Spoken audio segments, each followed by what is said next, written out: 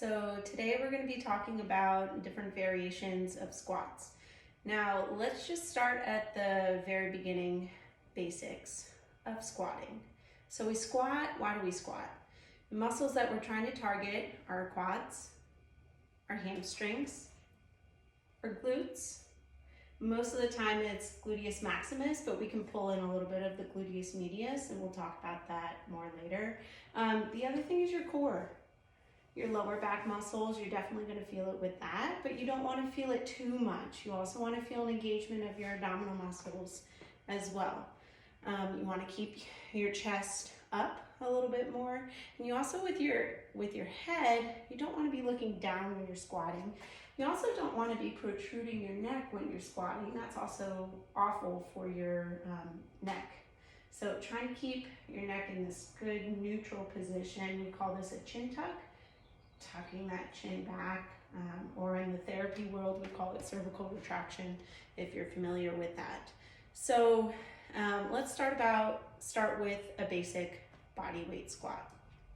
So as you can see, I'm going to put my feet shoulder width apart, so kind of even with shoulders. Now, as I squat down in this plane, I'm going to squat down. I like to put my hands kind of in front here, so I'm going to squat down.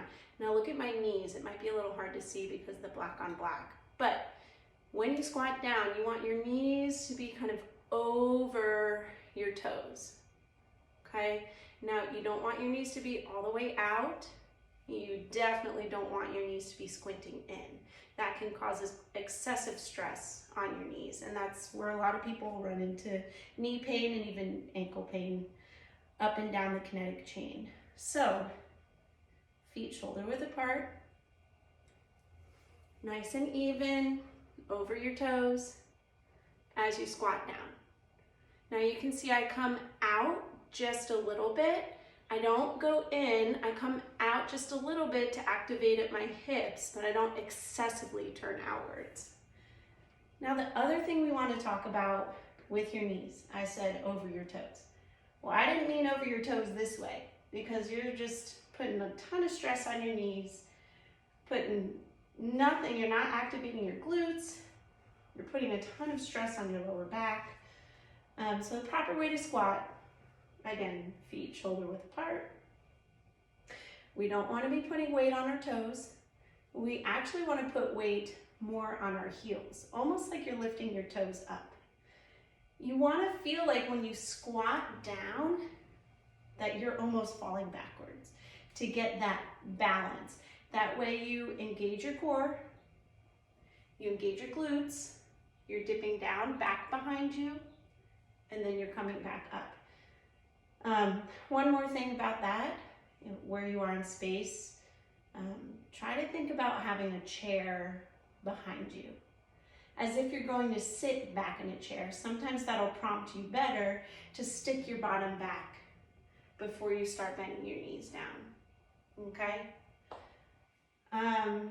One more thing, talking about your back position. So when you're squatting down, we don't want to have this excessive lumbar extension. That will also put a lot of force on your spine. But we also don't want this rounding of the back as you squat down. That's not going to help you at all. That will put a lot of flexor stress and strain on the spine, on your lumbar discs, increasing injury for bulging disc, radiating pain, all that kind of stuff. So especially with the more weight that you put on it. So